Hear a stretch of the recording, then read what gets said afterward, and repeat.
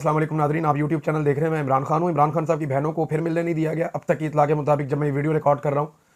और इमरान खान साहब की बहनें पहुँची मिलने के लिए अपने भाई को। सलमान अकबर राजा साहब भी पहुँचे। जो लोग जिनका लिस्ट में नाम था वो सारे लोग गए मिलने के लिए, लेकिन मुलाकात नहीं करवाई गई। 1.5 किलोमीटर पहले रोक दिया गया और वहाँ पर एक तमाशा लगा दिया गया। सलमान अकबर राजा साहब ने ट्वीट करके भी बताया और वहाँ मीडिया को भी बयान दिए कि जनाब देखें, हमारे साथ ज़्यादती की जा रही है, हमें रोका जा रहा है।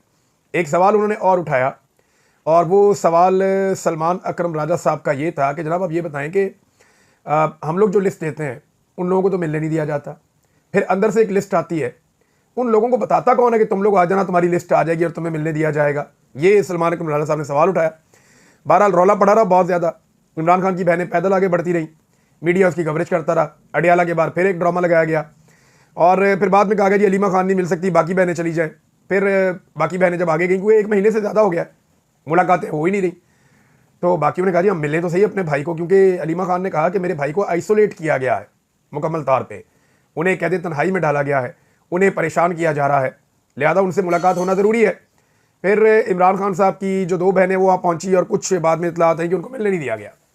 इमरान खान साहब की बहनों को भी मिलने नहीं दिया गया और कुछ लोग गए मिलने के लिए। फैसल फरीद साहब के बारे में इतला आ रही कि वो मिले हैं, कोई 1-2 और लोग हैं, ज़हीर अब्बास साहब हैं, गालिबन ये लोग मिले हैं। तो जो भी इनकी मुलाकात हुई है उसके हवाले से तफसीलात इमरान खान साहब ने अंदर बातचीत की है, वो मैं अब तक पहुंचा दूंगा नेक्स्ट वीलॉग में। अभी मालूमात इकट्ठी कर लेंगे, लेकिन जो अब तक की मालूमात हैं वो ये है कि हुकूमत उसी डिटाई के ऊपर कारबंद है और जेल में मुलाकातों को मैनेज किया जा रहा है और एस्टेब्लिशमेंट उसे मैनेज करती है कि कौन इमरान खान से मिलेगा और कौन नहीं मिलेगा। अब ये जो मादनियात वाला बिल है उसको लेकर एक मतलब फिर जिदबाजी शुरू हो गई है और ये सारा कुछ होता कब कब है, याद रखें। जब मसला क्या है इसको ज़रा थोड़ा सा समझ लें आप। 3 तरह के लोग हैं जिनको इमरान खान से प्रॉब्लम है। एक सियासतदान है, दूसरा एस्टेब्लिशमेंट है और तीसरा मीडिया है। सियासतदानों का प्रॉब्लम यह है कि वो ये देखते हैं कि जिस जगह हम हमेशा सजदे में गिर जाते थे वहां ये आदमी डट कर कैसे खड़ा हो गया। यानी हमारी तरह का सियासतदान है ना, तो हमारी तरह करे ना भाई। एस्टेब्लिशमेंट जैसे ही डंडा उठाए, इसका कहा मैं नीचे झुक जाए, नाक से लकीरें निकाले, उनसे माफ़ी मांगे, डील करे जैसे हम करते हैं। तो ये हमसे मुख्तलिफ क्यों है, ये हमसे बेहतर क्यों है? सियासतदानों का मसला ये है, एस्टेब्लिशमेंट का मसला ये है कि हम तो जब डंडा मारते हैं तो ये सारे झुक जाते हैं, डर जाते हैं। ये हमारी आंखों में आंखें डालकर कैसे बात कर रहा है, ये आगे से खड़ा कैसे हो गया? एस्टेब्लिशमेंट का मसला ये है। मीडिया का मसला ये है कि उन्होंने जो झूठे बुत तराशे थे इनकलाब के, यानी मीडिया ने क्या किया सारी ज़िंदगी, एक तरफ हीरो बना के दिखाया पाकिस्तान की एस्टेब्लिशमेंट को, ये कर देते हैं, वो कर देते हैं, ऐसे हैं वैसे हैं, इतने ताकतवर हैं। दूसरी तरफ हीरो बनाया सियासतदानों को, जनाब कुर्बानी दे देते हैं, ये वो दोनों ही एक्सपोज हो गए। एक आदमी आया, दोनों ने इनको चौक के अंदर फारिग कर दिया। उसने बताया ये औकात है एस्टेब्लिशमेंट की और ये औकात है सियासतदानों की। और जो एक रियल पॉलिटिकल लीडर है उसने लाके सामने खड़ा कर दिया, जनाब मैं इनसे भी नहीं शिकस्त खा रहा, इनसे भी नहीं खा रहा, मुझे जेल में रह के डील भी नहीं करनी। वो डील भी नहीं कर रहा। उसका ट्विटर बंद होता है तो वो गुस्से में आ जाता है, क्यों बंद किया, आपको बात करनी चाहिए थी। तो ये सबको अपनी अपनी जगह पे गुस्सा है और सारे अपना अपना गुस्सा उतार रहे हैं और सबको पता है कि उन्हें अल्टीमेटली शिकस्त हो जाएगी, आज नहीं होगी तो कल हो जाएगी। उसकी वजह जो सबसे बड़ी है वो ये है कि अल्लाह ताला ने लोगों के दिल में डाल दिया और लोग सारे के सारे एस्टेब्लिशमेंट के साथ खड़े होने की बजाय या एस्टेब्लिशमेंट के सहूलतकारों के साथ खड़े होने की बजाय लोग खड़े हो गए इमरान खान के साथ। और अब इमरान खान की ताकत दिन ब दिन बढ़ती चली गई। सलमान सफदर साहब की कल मुलाकात करवाई गई थी इमरान खान साहब से, वो भी खबर आई है। तफसीलात मैं आपके सामने रख दूंगा कि वहाँ क्या बात हुई थी। मीडिया की मैं आपको हालत दिखाऊं तो अंसार अब्बासी साहब सीनियर जर्नलिस्ट है, मैं ज़ाती तौर पर उनकी इज्जत करता हूँ, लेकिन आप देखिए खबर उन्होंने क्या दी है। अंसार अब्बासी साहब ने खबर दी है और जंग अखबार के अंदर कि आर्मी चीफ की ज़ेरे क़यादत मौजूदा मिलिट्री एस्टेब्लिशमेंट वज़ीर आज़म शहबाज शरीफ की सलाहियतों और कारकर्दगी पर उन्हें मुकम्मल एतमाद है। व्हाट द हेल यार, आर्मी चीफ को अपॉइंट करता है वज़ीर आज़म, मिलिट्री एस्टेब्लिशमेंट की क्या औकात है कि वो ये तय करे कि वज़ीर आज़म ठीक काम कर रहा है या नहीं कर रहा। आईने पाकिस्तान में कोई इसकी गुंजाइश है? ये ज़मीनी हकायक ज़रूर है, लेकिन ये हमने पैदा किए हैं। ये जो फौज को सर पे चढ़ा लिया, हम लोगों ने चढ़ा लिया भाई, उनका काम है वो अपना काम करे हमारे सर आंखों पे। एक एक जवान जो कुर्बानी देता है, जो खून देता है हमारे मुल्क के लिए, वो हमारे सर का ताज है, हमारे सर आंखों पे। लेकिन हुकूमत कौन बनाएगा, हुकूमत किसकी अच्छी है, हुकूमत किसकी बुरी है, कौन सा सियासतदान वज़ीर आज़म होगा, कौन नहीं होगा, इसके साथ इनका कोई काम नहीं है। ये काम अवाम ने फैसला करना है। 25 करोड़ लोगों का फैसला मिलिट्री एस्टेब्लिशमेंट नहीं कर सकती। खबर देते हुए भी सोचना चाहिए कि मैं ये कह क्या रहा हूं, और क्या ये कहना चाहिए। ये तो आप जमहूरियत की नफी कर रहे हैं। वो कहते हैं जनाब के आर्मी चीफ की जेरे क़यादत मौजूदा मिलिट्री एस्टेब्लिशमेंट शहबाज शरीफ से खुश है जी, उसकी सलाहियत और कारकर्दगी से खुश है। कारकर्दगी आप सबको पता है जो शहबाज शरीफ साहब की है, जूते पॉलिश करना। एक सीनियर के जरिए अंसार अब्बासी साहब को मालूम हुआ कि शहबाज शरीफ को बेहतरीन करार दिया गया है कि उन्होंने कारकर्दगी, सख्त मेहनत, इंतजामी नज़्म ज़ब्त, मोहताज सफारतकारी और पाकिस्तान की पावर डायनामिक्स की उन्हें गहरी समझ बूझ है और एस्टेब्लिशमेंट का उन्होंने भरोसा हासिल कर लिया है। शहबाज शरीफ को एस्टेब्लिशमेंट पाकिस्तान के चीफ एग्जीक्यूटिव के ओहदे के लिए बेहतरीन इंतखाब समझती है, ना 3 में ना 13 में। यार इलेक्शन करवाएं, let the people of Pakistan decide. पूरी दुनिया में यही होता है। अमेरिका की एस्टेब्लिशमेंट को डोनाल्ड ट्रंप पसंद नहीं था, वहां के लोगों ने वोट दिया, वो आगे अच्छा करेगा बुरा करेगा लोग फैसला करेंगे। ये कैसे हो सकता है कि एस्टेब्लिशमेंट फैसला करे। और खबर ये दी जा रही है कि जनाब एस्टेब्लिशमेंट का मंजूर नजर शहबाज शरीफ है, और शहबाज शरीफ साहब इस खबर को पढ़ने के बाद खुश होंगे, इंजॉय करेंगे, बल्कि सहाफ़ी को फोन करके पूछेंगे कि आपकी जिस सीनियर ओहदेदार से बात हुई है जो मेरे बारे में बहुत पॉजिटिव बोल रहे थे, जरा इन साहब के बारे में मुझे नाम बता दें, क्योंकि कल को हो सकता है इनको हम लगा दें किसी अच्छी जगह पे। अंदाजा कीजिए आपके गुलामी इनकी नसों के अंदर बसी हुई है। यार हमने फौज को तनख्वाह देनी है, उसकी गुलामी नहीं करनी। जो लोग कुर्बानी देते हैं उनको सर आंखों पे बिठाना, उनकी इज्जत करनी है, लेकिन गुलामी नहीं करनी। हम आपसे प्यार करते हैं, डरते नहीं है आपसे, आपकी इज्जत करते हैं, डरते नहीं है आपसे। ये क्या तरीकाकार है। और ये खबर दे दी है जी अंसार अब्बासी साहब ने। मुझे अफसोस ही हो रहा है, इतनी लंबी जर्नलिज्म, इतना ज़बरदस्त अकीदा और बड़े बादशाह किस्म के इंसान हैं, तो ये कैसे कर रहे हैं वो कि जनाब फौज को पसंद है ये वज़ीर आज़म, लिहाजा इसकी अप्रूवल उन्होंने दे दी है। ये खबर है टोटल। सिविलियन सुपरमेसी कहाँ गई। जो अवाम को पसंद होगा वही हुक्मरान होगा, ये तरीका होना चाहिए। या तो फिर आप कहें मुल्क में जमहूरियत नहीं है, फौज तय किया करेगी किसको लाना है किसको नहीं लाना। Establishment, military establishment.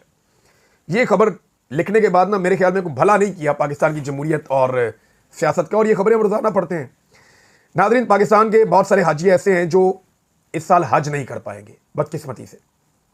कसूर हाजियों का नहीं है, उन्होंने तो अपने पैसे एडवांस में जमा करवा दिए थे। 48 अरब रुपया लगभग बनता है जो इन्होंने 50 अरब के करीब इन्होंने एडवांस में जमा करवा दिया था। 50 अरब एडवांस में जमा करवाने के बावजूद पाकिस्तान के लगभग 67,000 हाजी हज पे नहीं जा सकेंगे, और ये इस हुकूमत का नकम्मापन है, नालायकी है। ये पैसा आगे उस तरीके से दे ही नहीं सके, जो काम जिस तरह करना था इन्होंने किया ही नहीं, इन्हें समझ नहीं आई, और 67,000 हाजी हज पे नहीं जा पाएंगे। ये नालायक, नकम्मी, नखट्टू हुकूमत है। ये पैसा कहां जाएगा? क्या लोगों को वापस करेंगे? जिन्होंने हज पे जाना था वो नहीं जाएंगे तो फिर क्या होगा? अब ये जनाब लोगों को पूछना चाहिए इनसे सवाल। एक बड़ा स्कैंडल है ये, एक बड़ी नालायकी है ये, इसके ऊपर तो केस बनना चाहिए, इनको जेलों में डालना चाहिए कि हजारों लोग हज पे जो जा रहे थे वो हज पे क्यों नहीं जा पाए, आपके कसूर है, आप इसका जवाब दें। नाज़रीन, पाकिस्तान की इज्जत तो आपने देखी है सऊदी अरब की नज़र में, यूएई की नज़र में, बाकी मुल्कों की नज़र में, कि वो हमें अर्दली समझते हैं, मुलाजिम। हम भी रोज़ मुंह उठा के पहुंच जाते हैं। हमारे वज़ीर आज़म, हमारे आर्मी चीफ सबसे ज़्यादा दौरे करते हैं गल्फ़ ममालिक के। कभी पहुंच जाते हैं यूएई, कभी सऊदी अरब, और उनके आगे जाके हाथ बांध के ऐसे बैठे होते हैं, बिल्कुल गुलाम बन के उनके सामने जाकर बैठते हैं, क्योंकि मांगने वाले की कोई इज्जत नहीं होती। आप हर वक्त उनसे मांगते ही रहते हैं, हर वक्त उनसे मांगते रहते हैं। कभी उनसे पैसे मांगते हैं, कभी उनसे तेल मांगते हैं, कभी उनसे कुछ और मांगते हैं, कभी अपने लिए अमान मांगते हैं, कभी आप ये कहते हैं आप अमेरिका से हमारी जान छुड़वा दें, कभी कुछ मांगते हैं, कभी कुछ। आप उनसे मांगते ही रहते हैं, मांगने वाले की कोई इज्जत नहीं होती। नरेंद्र मोदी गया सऊदी अरब, ये ज़रा आप देखें तस्वीर। नरेंद्र मोदी सऊदी अरब में जैसे ही उनकी फ़दाई हुदूद में दाखिल हुए अपने तैयारे के ऊपर, वज़ीर आज़म के तैयारे पे, तो चारों तरफ से जो सऊदी अरब के जंगी जहाज़ हैं उन्होंने उन्हें प्रोटोकॉल के लिए अपने घेरे में ले लिया। क्या पाकिस्तान के आर्मी चीफ के लिए किया उन्होंने ऐसा? क्या पाकिस्तान के वज़ीर आज़म के लिए किया उन्होंने ऐसा? कभी नहीं किया, करेगी भी नहीं। आपको वो देंगे डॉलर थोड़े बहुत, आपको वो देंगे पीनट्स, आप करें उनकी गुलामी। इंडियन वज़ीर आज़म को वो प्रोटोकॉल दे रहे हैं, उसका इस्तकबाल कर रहे हैं हवा के अंदर, दोनों तरफ उसके जंगी जहाज साथ साथ जा रहे हैं। अंदाजा करें आप, फुल प्रोटोकॉल दिया जा रहा है। और जो सऊदी फ़िज़ाइया है उन्होंने बाकायदा सलामी भी पेश की नरेंद्र मोदी को, और जैसे ही नरेंद्र मोदी का तैयारा उतरता है जद्दा एयरपोर्ट पे, लैंडिंग होती है, लैंडिंग के बाद नरेंद्र मोदी के तैयारे का दरवाज़ा खुलता है, सीढ़ियाँ लगती हैं, मोदी साहब सीढ़ियों पे आते हैं तो 21 तोपों की सलामी शुरू हो जाती है। और फिर नरेंद्र मोदी को सऊदी सरजमीन पे उतरने पर 21 तोपों की सलामी दी जा रही है। यह है जनाब इंडिया के और सऊदी अरेबिया के ताल्लुकात। तारीफें करते हैं आप शहबाज शरीफ की, इन्होंने जाती फायदे लिए हमेशा। कभी सरूर पैलेस ले लिया, कभी पनाह ले ली, कभी मुआहिदा करवा लिया, कभी पैसे मांग लिए। यानी इन्होंने बूट पॉलिश के अलावा किया ही कुछ नहीं है। कौम की इज्जत भी खाक में मिला दी इन्होंने पकड़ के। जो हमारे ब्रादर इस्लामी मुल्क थे वो हमें प्रोटोकॉल नहीं देते, हमें उस तरह से वो वेलकम नहीं करते। हालांकि हम जब वो आ जाएं तो हम बिछ जाते हैं जमीन पे। और जब इंडियन वजीर आजम गया तो देखे प्रोटोकॉल, ये होती है इज्जत, एक मुल्क की इज्जत, एक वजीर आजम की इज्जत, एक कौम की इज्जत। इंडियंस कितनी इज्जत कमा रहे हैं देखें। और आपने क्या कमाया? आप जब वहां उनके महल में पहुंचते हैं तो उन्हें पता चलता है जी वो भी आ गया, ले आओ यार मिलाओ, लाइन में लगा के तो आपको वो मिलते हैं। तो अपनी औकात खुद खराब की है। बहरहाल नरेंद्र मोदी को बहुत इज्जत मिली है इंडिया में और ये उनकी कामयाब डिप्लोमेसी है। पाकिस्तान भी काश ऐसी ही इज्जत कमा पाता। इमरान खान इस रास्ते पे चल रहा था क्योंकि वो अपने लिए कुछ नहीं मांगता था। उससे जब सऊदी बादशाह ने पूछा क्या चाहिए तो उसने कहा जी मेरे कैदी हैं आपके मुल्क के अंदर, मेरे लोगों की मैं बात करता हूं। पहली मरतबा हम ट्रैवल करते थे ना गल्फ में, सऊदी अरब में, यूएई में, ओमान में, तो वहां के शहरी जो पाकिस्तानी वहां रहते हैं वो कहते हैं जी पहली मरतबा इन अरब ममालिक में हमें इज्जत मिल रही है और ये इज्जत हमें इमरान खान की पॉलिसीज की वजह से मिल रही है। हमारी एम्बेसियां हमें पूछ रही हैं, हमारे लोग हमें पूछ रहे हैं। उन ममालिक के लोग हमारे साथ बदतमीजी और ज्यादती जो करते थे वो करना बंद कर दी है। हमें हतक के साथ अब नहीं बुलाया जाता। ये इमरान खान साहब के छोटे से दौर में हो रहा था और आज जरा जाके पता करें वहां पे उनके साथ क्या हो रहा है। ओवरसीज पाकिस्तानी रोते हैं कि इमरान, क्यों वो सारे ओवरसीज पाकिस्तानी इमरान खान से क्यों प्यार करते हैं? उसने उन्हें इज्जत लेके दी, उसने उन्हें पहचान लेके दी, उसने उनकी फिक्र की। आप लोगों ने तो फिक्र ही नहीं किया कभी। आप तो ये कहते हैं जनाब कि गए जाए बस पैसे भेजी जाओ वहां से, हमें बस तुम्हारा पैसा आ रहा चाहिए, ना हम तुम्हें वोट डालने का हक देंगे ना कोई और हक देंगे, बस तुम्हारा पैसा हमें चाहिए, वो पैसा तुम हमें देते चले जाओ। नाज़रीन, पंजाब में एहतजाज जो है वो शिद्दत इख्तियार करता चला जा रहा है। 2800 अस्पताल हैं जिनको बंद करके, यानी एक तो प्राइवेटाइजेशन की पूरी एक पॉलिसी है, दूसरा 2800 अस्पतालों का नाम तब्दील करके मरियम क्लिनिक रखा जा रहा है। मरियम क्लिनिक, 2800 अस्पताल। जिस खातून की डॉक्टर बनने की औकात नहीं है, अस्पतालों पे उसके नाम लिखे जाएंगे अब। यानी खुद डॉक्टर नहीं बन पाई अपनी जिंदगी में, नालायक होने की वजह से, वालिद की पूरी सिफारिश लगने के बावजूद वो डॉक्टर नहीं बन पाई, लेकिन अस्पताल उसके नाम पे चलेंगे इसलिए कि वो अपने बाप के ओहदों का फायदा उठाते उठाते एस्टेब्लिशमेंट के जूते पॉलिश करके वो एक बड़े ओहदे पे पहुंच गई। अब जनाब नाम उनके नाम पे लिखे जाएंगे। 2800 अस्पतालों के टैक्स पेयर्स का पैसा है, किसी के बाप का पैसा नहीं है, कोई तुम्हारी जेब से निकल के नहीं आया, टैक्स पेयर्स का पैसा है। और उस पैसे से अपने नाम पे क्लिनिक बनाए जा रहे हैं। वो जो पोलियो के तरह पिलाते हैं उनको जनाब मरियम कम्युनिटी क्लिनिक्स का नाम दिया जा रहा है। मरियम लैब्स, जितनी लेबॉर्ट्रियां थी पंजाब, मरियम लैब्स का नाम दिया जा रहा है। इतनी नरगिसियत, इतना पागलपन कि गटरों के ढक्कनों से लेके लैट्रिनों तक और लैट्रिनों से लेके रिक्शों और बसों तक हर जगह पे अपनी फोटो इन्होंने चिपकानी है। रेडियो के ऊपर अपनी फोटो चिपका दी, तंदूरों के ऊपर अपनी फोटो चिपका दी, सड़कों के ऊपर अपनी फोटो चिपका दी और हर सरकारी मामले में इन्होंने अपनी टांग अड़ाई है। जहां जहां सरकार का माल है वहां जाके अपनी फोटो चिपका दी है। डॉक्टर नहीं बन पाए तो ऐसे बदला लेंगे महकमा पूरा हेल्थ को तबाह करने के बाद।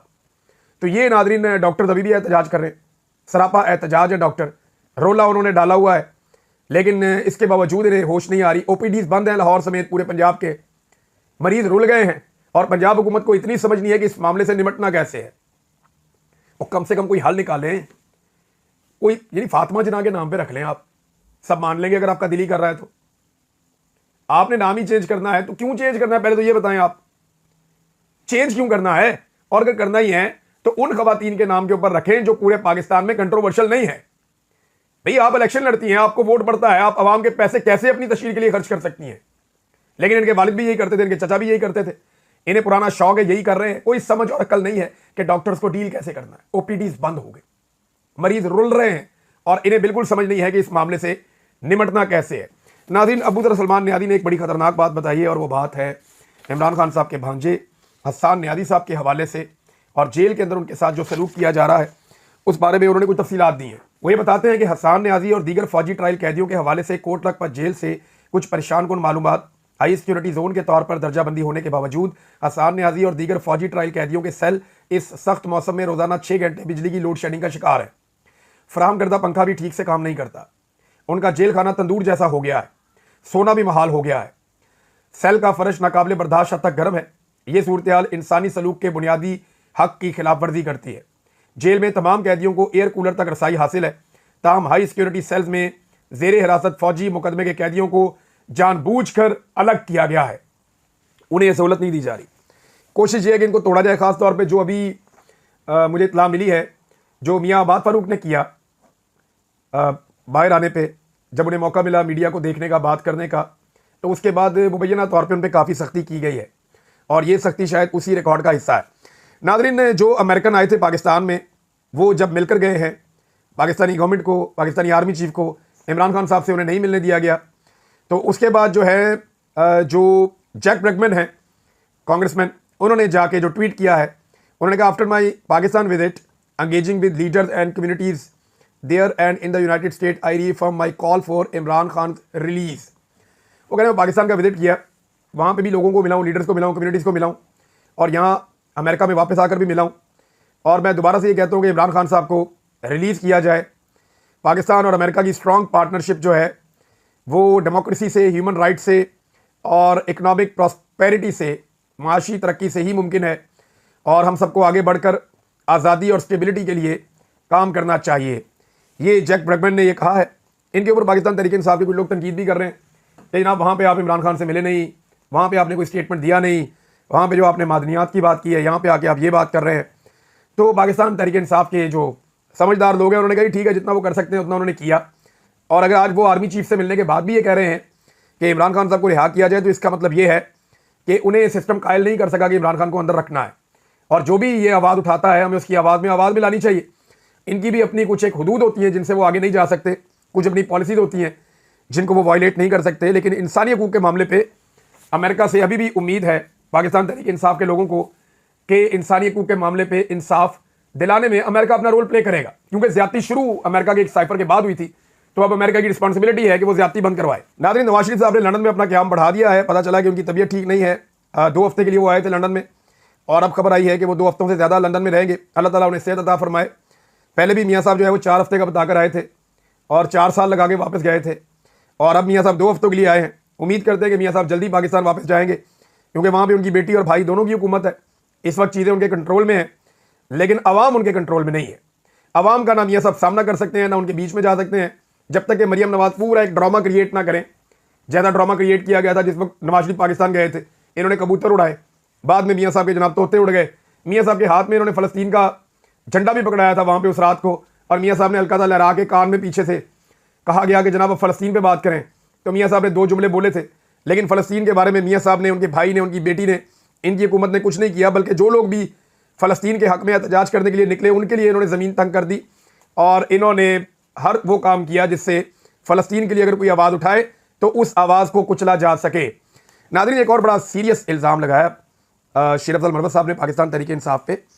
अच्छा, जब से शेर अफजल मरवत साहब को इमरान खान साहब ने पार्टी से निकाला है, ये चंद महीने हो गए, मैं देख रहा हूँ कि उनके जितने भी स्टेटमेंट्स हैं, बजाय इसके कि वो हुकूमत को टारगेट करें, एस्टेब्लिशमेंट को टारगेट करें, जुल्म के खिलाफ बात करें, जबर के खिलाफ बात करें, शेर अफजल मरवत साहब ज़्यादातर जो बात करते हैं वो पाकिस्तान तहरीक इंसाफ के खिलाफ होती है, और वो जो भी बात करते हैं उसका जो अल्टीमेट नतीजा होता है वो इमरान खान साहब के खिलाफ जा रहा होता है। अब शेर अफजल मरवत साहब ने जो इल्ज़ाम लगाया वो ये कहते हैं कि उमरकोट इलेक्शन में, जो सिंध में हुआ, भी 30 करोड़ रुपया हिंदू बरादरी ने पाकिस्तान तहरीक इंसाफ को दिया, वो पैसा तहरीक इंसाफ के लोग खा गए। लाल मली को जानबूझकर इलेक्शन लड़वाया गया ताकि हिंदू बरादरी से चंदे का पैसा लिया जा सके। शेर अफजल मरवत साहब ने ये कह दिया जनाब। अब सारे इल्ज़ामात और सारी चीज़ें वो अपना निशाना एस्टेब्लिशमेंट या हुकूमत की तरफ रखें, वो नहीं कर रहे। शेर अफजल मरवत साहब को जब से इमरान खान साहब ने पार्टी से निकाला, वो बदला इमरान खान से ऐसे ले रहे हैं कि मुंह से वो कहते हैं इमरान खान मेरा लीडर है, लेकिन हर वो स्टेटमेंट देते हैं, हर वो बात कहते हैं जिसका नुकसान इमरान खान साहब को होता है। तो पॉलिटिक्स जो है ना बड़ी जालिम चीज़ है। अगर यही शेर अफजल मरवत इमरान खान के साथ होता तो शायद डिफरेंट होता या कम नुकसान पहुंचा रहा होता, लेकिन इमरान खान साहब बड़े सीधे आदमी हैं। उन्होंने देख लिया कि जो बंदा है जिस काबिल है, उन्होंने उसको फारिग कर दिया। अब उसके बाद से मरवत साहब ने इमरान खान साहब की रोज़ाना की बुनियाद के ऊपर तबाही उतारी हुई है, कभी कुछ कभी कुछ कभी कुछ। लेकिन मैंने देखा पाकिस्तान तहरीक इंसाफ का जो क्राउड है वो मरवत साहब को सीरियस नहीं ले रहा, घास नहीं डाल रहा।